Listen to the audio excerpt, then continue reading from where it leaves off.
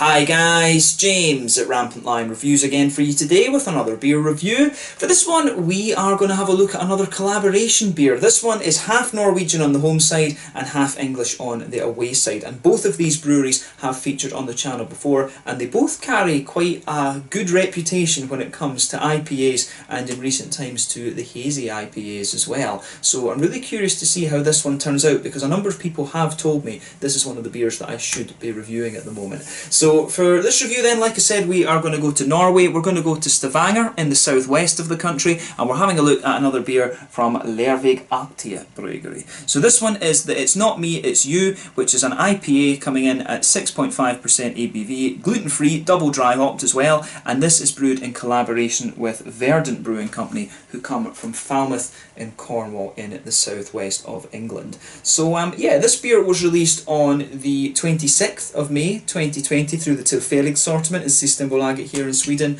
and like I said, a number of people have told me that this is a really very nice beer. So I'm really curious to see how this one turns out. This, I think, is actually my first gluten-free beer that I've reviewed for you on the channel, if I remember correctly. Of course, you've got people with celiac disease who can't really break down gluten properly, although a lot of other people are obsessed with going gluten-free, and from what my biochemist friend tells me, it doesn't really make much of a difference. But yeah, this one, basically what they do is they put some extra enzymes in the beer, apparently, to break down the gluten from the malt and things. Apparently that's how this works, essentially. So yeah, I'm very curious to see how this one turns out, and I hope that you guys enjoy my take on this beer as well. I don't know if I've had a collaboration between these two breweries before, but I have had I'm sure I've had some with Stavanger, actually. I'm sure I've had a couple of Verdant collaborations with Stavanger and Dugges and things like that, actually, but I think this is my first one that I've had from Lervig and Verdant together. But as I say, two very good breweries who carry a very good reputation when it comes to IPAs, so I'm sure this beer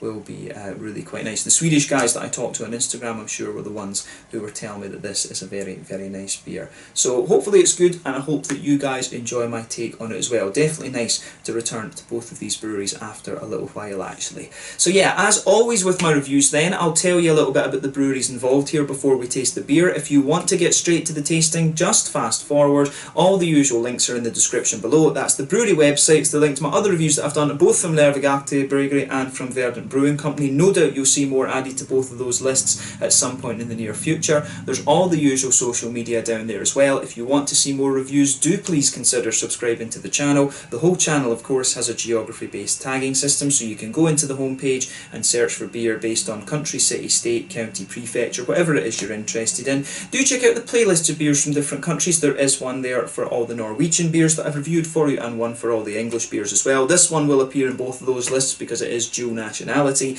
and as always, please do get in touch and let me know some of the other beers and breweries that you guys would like to see me review. It's always great to hear from you guys that are watching the videos, and the support that you show the channel is hugely appreciated. So anyway, on to my brewer notes then, to tell you a little bit about these breweries then, and we'll start off with Lervig Aktiebryggeri, since these guys are the home brewery. So Lervig Aktiebryggeri, as I've told you before, are based in Stavanger in southwestern Norway, and this company was founded back in 2003 after the Tolo brewery was sold to Carlsberg, and they moved the production on to Oslo. So for a while, these beers were produced at Lervig in Tromsø, which is way up in the north of Norway, but production was moved to Hillevåg in Stavanger back in 2005. The head brewer at Lervig is Mike Murphy, and he's been there since 2010. Prior to this, the brewery were just making many kind of light lager beers, but it was Mike that moved them more towards making the American-style craft beers, and they've really never looked back. But apparently Mike played quite a big role in the Danish craft beer revolution. He collaborated with a number of renowned brewers such as Mikael and Jeppe Bjergso, you know, Mikael from Mikkeller and Jeppe Bjergso of Evil Twin, Sean Hill, who is now the main guy at Hill Farmstead in Vermont as well, and of course you've got Andreas Kiesmeyer as well, who's a very well respected brewer in Denmark. But he also worked for Birra del Borgo in Italy for a while, and he owns 5% of the brewery, so he's committed there for the foreseeable future. But the CEO of the company is Anders Kleistrup, and the main owner of the brewery was originally Christopher Stensrud, who owns 67% of the shares. But in 2018, Orkita Capital, who also also own part of Mikkeller, bought 50% of the company, and they're helping them to expand. But they're apparently hoping to open up a new facility called Ulhalene in Stavanger at some point soon, so hopefully I can get up there and do a little out and about filming up there. I do want to get into Norway and explore a little bit more, but earning good money now, so that is something that is definitely on the cards. Actually, Norway is a very expensive country. Norway and Switzerland are two places I've always wanted to go, but I felt a little bit kind of priced out of them because of how expensive they are. But these days these guys export 1/3 of all of their beer.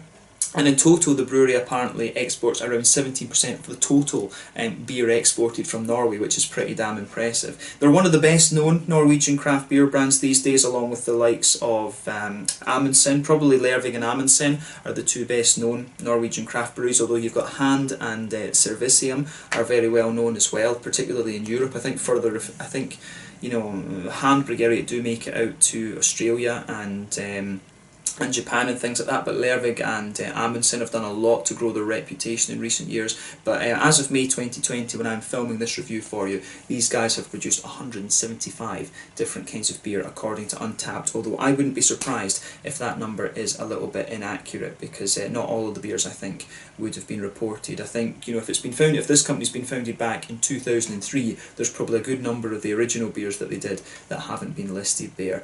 But yeah, it took these guys a very long time to return a profit as well. I'm sure it was 2015 or 2016 was the first year that Lervig actually turned a profit, because they were getting bankrolled basically by Christopher Stensrud, because he wanted to have a brewery essentially, because he's got other very successful businesses, I should say. So yeah, a very interesting company this one, and one of the best known Norwegian craft breweries, so definitely worth checking out if you get the chance. Recently I reviewed the Supersonic IPA from these guys, and that was just beautiful. The barley wine that I had from them as well was just absolute craziness. That was a beautiful, beautiful beer. So yeah, definitely one to check out if you are interested in Norwegian beer, and you know, the Norwegian beer scene is really thriving from what I hear as well. I need to review a few more of the lesser known Norwegian breweries actually, but it's just a case of being able to get a hold of them. But anyway, that's all you need to know about Lervig. Check out the brewery website, follow them on Facebook and Instagram to keep up to date with all the latest goings on, and you can check out the Rate Beer, Untappd and Beer Advocate pages to learn more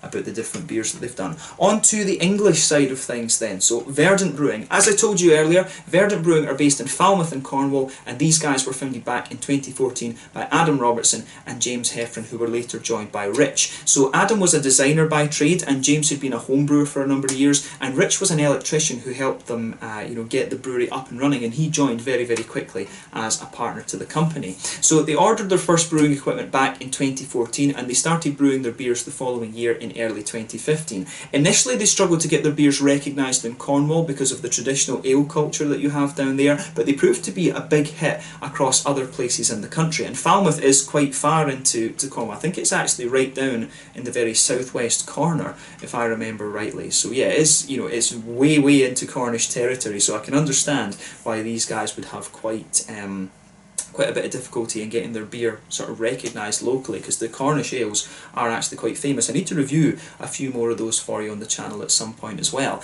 But these guys are currently based in the Tregonigi industrial estate in the west of Falmouth, and the brewery was upgraded to a 16 hectolitre system with a weekly brew capacity of 8,000 litres of beer.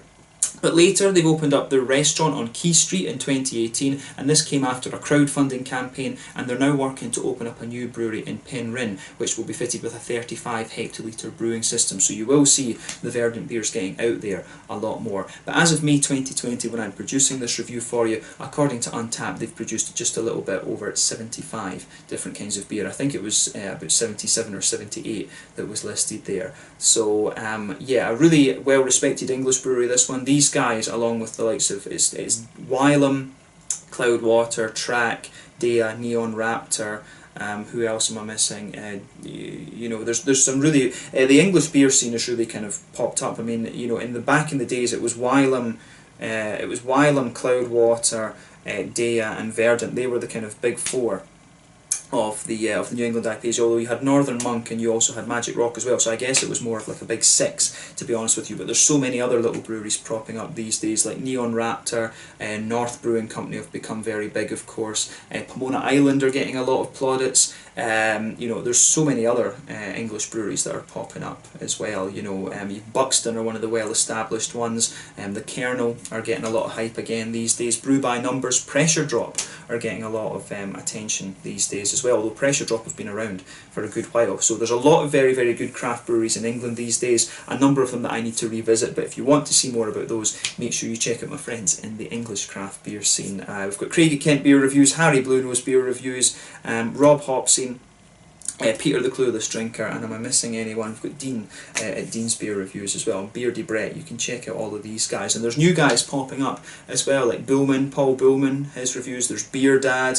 You know, there's lots of English beer tubers these days actually. So yeah, that's all you need to know about Verdant Brewing Company just now. If you want to learn more, again, check out the brewery website. You can follow them on Facebook and Instagram to keep up to date with all the latest goings on, and you can check out the Rate Beer, Untappd and Beer Advocate pages to learn more about all the different beers that Verdant have done. So yeah, let's get on and actually have a taste of this beer then. So like I said to you, this one is a 6.5% double dry hopped gluten-free IPA called It's Not Me, It's You. I can tell you, you know, my camera is a little bit of a fussy bastard. It seems to be, when I sit this back here, it actually looks fine, but if it's ever a silver can, the thing, it's just an absolute nightmare to film cans that are shiny and silver. So yeah, you've got expensive taste, asshole. But yeah, this one, I think it's quite nicely presented. This is quite different from the other artwork that I've seen from Lervig before. But there you can see on the side of the can, there is the Lervig star, and there is the Verdant Brewing Company text, but you can see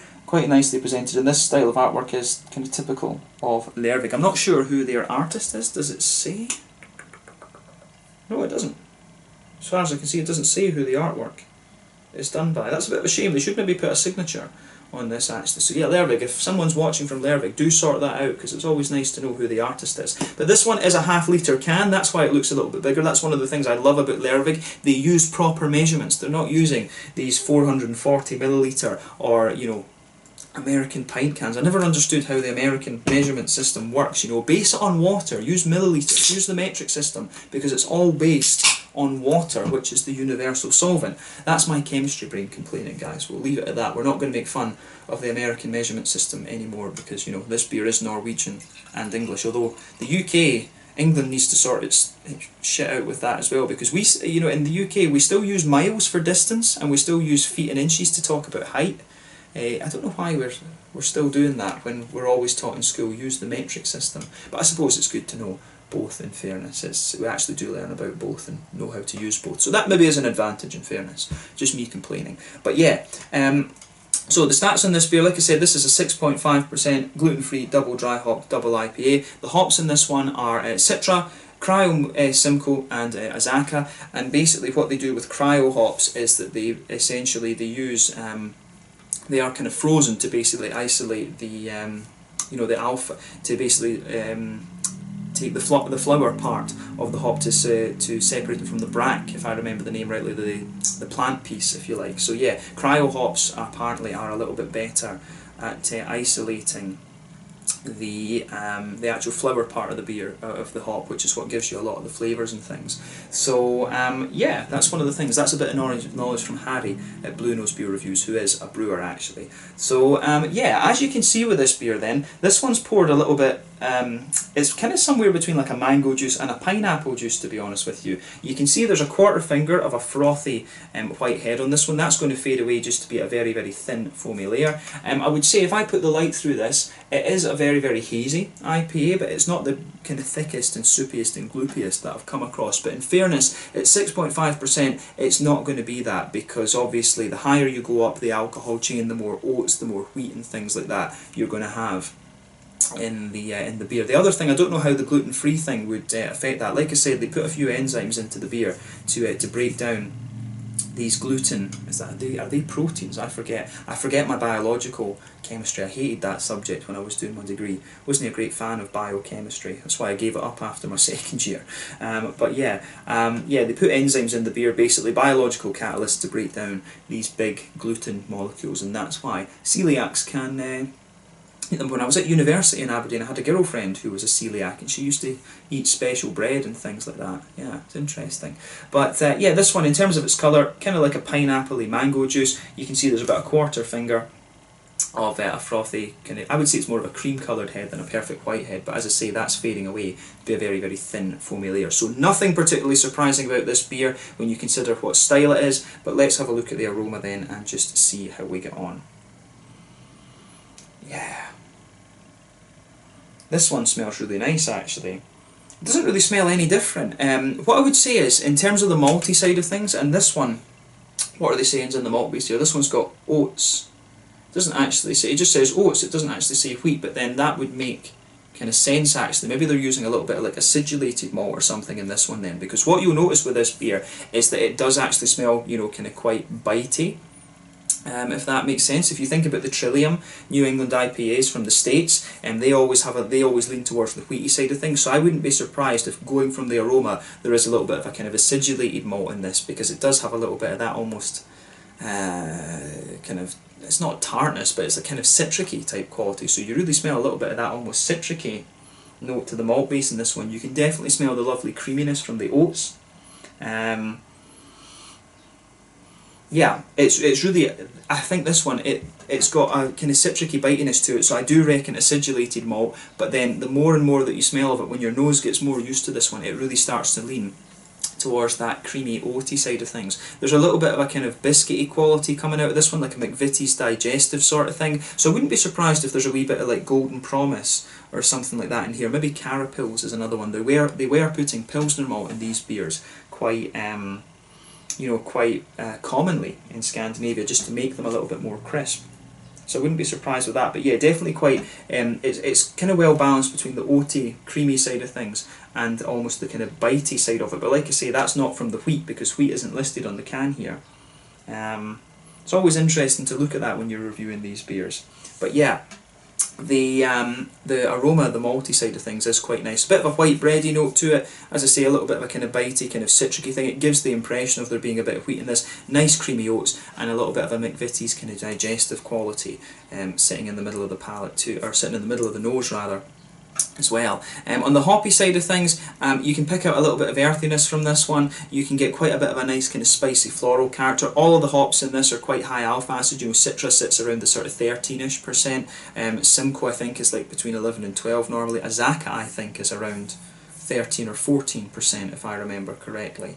Either that or it's about 12. But yeah, all of the hops that are in this beer are quite high alpha acid, so that is to be expected. But I would say the floral character is quite bright. It's not really spicy, but you've got a really nice, kind of lighter, grassy note to this one as well. Then the juiciness of the fruits really comes out very nicely as well. You're definitely getting that lovely kind of lighter, passion fruity note that you'd expect from the Simcoe. Simcoe always gives you that kind of really almost milky, passion fruity quality. And you really get that kind of out of it. It's interacting with the oats really well. You get some nice juicy mangoes from the Citra. I get a lot of the gooseberry and lychee kind of complexities in this one as well. Citra can really give you that depending on what you mix it with. But at the same time, there's some really nice, you can really pick out some juicy oranges from this one, and that's the Azacca. Azacca normally gives you a bit of a kind of pineapple-y and sort of tangerine orange quality to the beer, and you can pick that out really quite nicely in this beer, I have to say. I like how this one really goes together. The aroma of this is really nice. The more and more I smell of it, the more it starts to lean towards that creamy, juicy end of the spectrum, whereas before I was thinking it was leaning a little bit more towards the Trillium side of things, the more Trillium wheaty bitey thing, but it is actually smelling a little bit more like a treehouse, to be honest with you. But yeah, take a bit of time and enjoy the aroma of the beer before you get stuck into it. But let's have a taste of this one now then. This one is, it's not me, it's you, a gluten-free double dry hopped IPA. It's 6.5% from Lervig Aktiebryggeri in Stavanger in Norway, and Verdant Brewing Company from Falmouth in Cornwall in the southwest of England. Let's get stuck in. Sláinte, skål.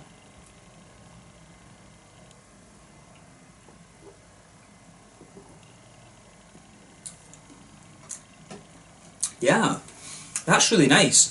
First impression of it is that it feels very light and very wet, but at the same time it maintains its creaminess, which is really interesting. So, you know, the wheat obviously, since this one doesn't have the wheat in it, it kind of shows you how important wheat is as a thickening agent in the beer. And you know, normally these beers are pretty good at retaining their head, and you know, wheat I think the wheat content actually helps the beers retain their head a little bit as well. So yeah, but it's not necessary. Wheat is not necessary to produce a good New England hazy IPA, and this one certainly kind of proves that. This is solid. So thumbs up to Lervig and Verdant for this.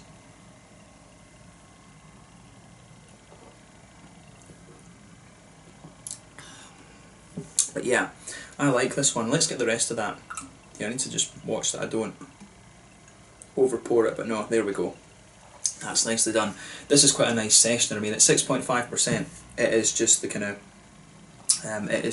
right thing. And the camera, I notice, is being a little bit fussy, so we'll do our old technique of sticking the bottle thing, a bottle cap under the can, so you can actually see the can properly at the angle. But yeah, this one I think is very, very nice. So let's try and break down the flavour a little bit and explain it.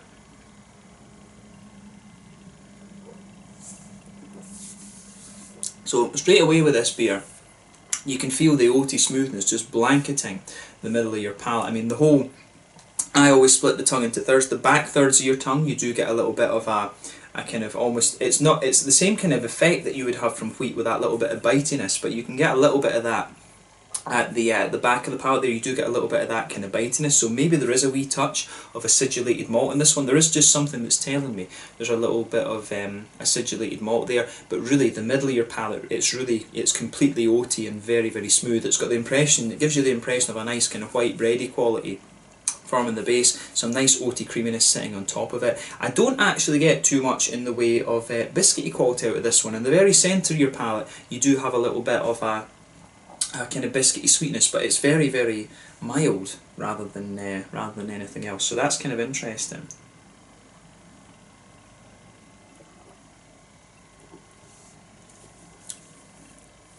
So yeah, the more and more that I drink of this one, as I say, I get a little bit more.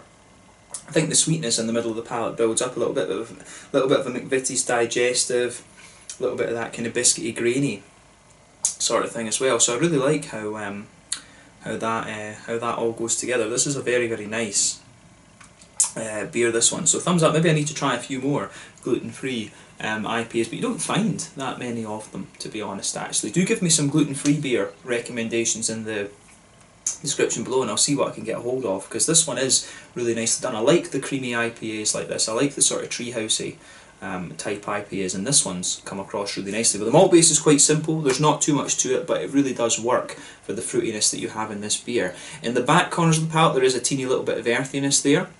As you come further forward along the sides of the palate, you can feel the earthiness kind of stops, it becomes a wee touch herbal maybe, but then you start to get the floral qualities building as you reach the front corners of the palate, and it's got a nice little bit of spicy floral aromaticity. Like I said, all the hops in this are quite high alpha acids, you know, over 10, 11, at least I think over 11 as well. So you will get a good little bit of that out of it. Then round the very front curve of the palate, you've got that nice lighter grassy quality out of the beer. And I would say the green side of the hops, it's quite well balanced between the grassy side of things and the floral side of things. If not, it leans a little bit towards the floral side of it.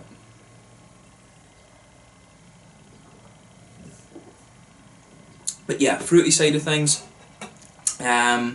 This one, it's pretty much, if you know these hops, it is kind of what you'd expect. If you go towards the back of that front third of your tongue, that's, you know, this is where you get that little oily bubble where the kind of fruity juicy esters just roll their way out of the beer. So at the back of that you've got a nice, you do have a nice sort of darker tropical fruit note there, a wee bit grapefruity, a wee bit of a darker passion fruit, but as soon as you, that'll be from the Citra, but as soon as you come further forward from that you start to get the softer notes of the Simcoe. You get a little bit of the juicier mango coming out from the Citra as well. Then as you reach the very kind of front part behind the tip of the tongue, you've got some nice tangerine orangey notes from the Azacca as well. It becomes a little bit more kind of, it does become a little bit more almost oily. The tangerine notes are just slightly oily in this one, I think.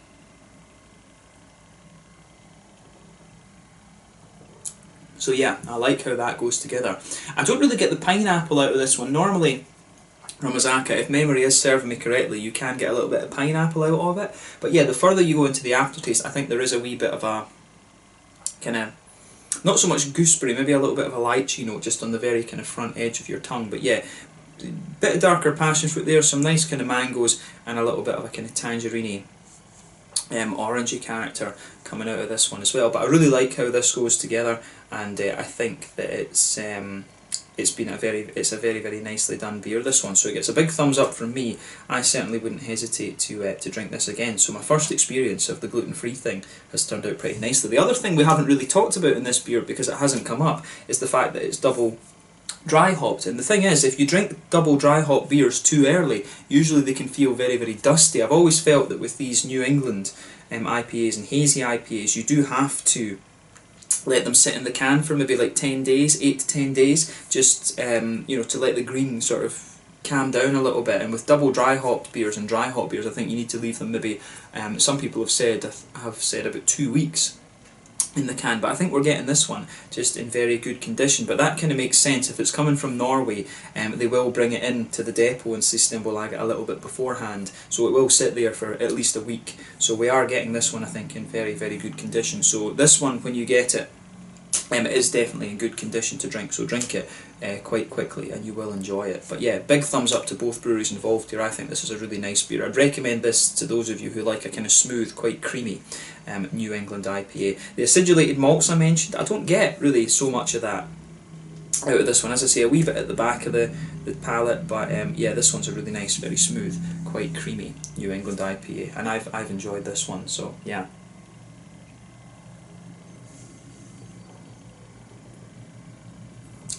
But yeah, in terms of the mouthfeel then, mid-bodied, carbonation's very smooth. It does feel quite clean, this beer. Maybe it's just the Norwegian water, but this beer does feel quite clean. As I say, it's not the thickest of New England IPAs you're going to get, but that's down to the lack of wheat in the beer. So yeah, that's a really nice, I think this one's got a really nice, quite clean and almost quite crisp mouthfeel. I do wonder if there might be a wee touch of Pilsner malt in this one at the back of the palate there, because you can feel just a little bit of that crispness that you'll get from some of the Pilsner malt. But in terms of hoppy bitterness, I think we're talking like a fairly standard 30, maybe even 40 IBUs out of this one, which a little bit heavier, but I think yeah, maybe about 40 IBUs in this beer, something like that. The malt base, as I say, is very very smooth, and it's really got quite a creamy centre of the palate, this one, and you've got some lovely juicy fruity characters coming out of this beer as well. So I really like how this one goes together. As I say, it gets a big thumbs up from me, and I certainly wouldn't hesitate to drink this one again. So yeah, this one was the It's Not Me, It's You, a gluten-free double dry hopped IPA at 6.5% from Lervig Aktiebryggeri in Stavanger in Norway, and Verdant Brewing Company in Falmouth, Cornwall, England. This was a really nice release, as I say, the 26th of May 2020 through the Tilfeldigt assortment in Systembolaget. So yeah, let's leave it at that for this one. Once again, thank you for watching my beer reviews. Until the next time, please like, subscribe, share, all the usual YouTube stuff. Let me know your own thoughts on this beer in the comment section below. Let me know what your favourite beers are from Lervig and from Verdant. We will return to both of these breweries at some point soon, and I look forward to trying more beers from these guys. In the meantime, make sure you try this one. Thank you again for watching, and I will catch you guys later. Slàinte, skål, cheers. Sorry this review was just a little bit longer. Skål.